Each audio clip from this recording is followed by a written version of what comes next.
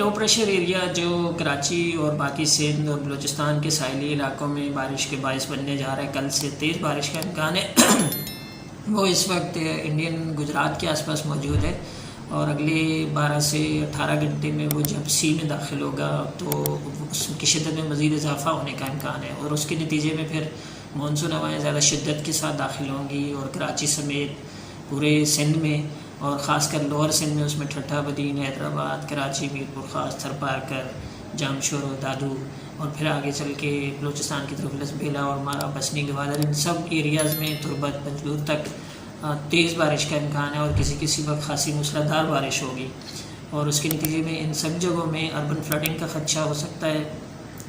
खासा इम्कान है कि अर्बन फ्लडिंग किसी सूरत हाल पैदा हो जाए। तेज़ हवाएँ चलेंगी, आंधी और झक्कड़ चल सकते हैं कल और परसों खासकर जो स्पेल है बड़ा हैवी स्पेल है तो उसके साथ साथ झक्कड़ भी चल सकते हैं। 35 से 40 नॉटिकल माइल की स्पीड से हवाएँ चल सकती हैं और समंदर भी काफ़ी रफ रहेगा। समंदर में तूफ़ानी रहेगी इसलिए कि लो प्रेशर एरिया खासा शिद्दत वाला होगा तो ज़ाहिर है उसके नतीजे में समंदर में भी तूफ़ानी रहेगी। इसलिए फ़िशरमैन को भी हिदायत की गई है कि 30 सितंबर से लेकर 3 अक्टूबर तक खुले समंदर में ना जाएँ।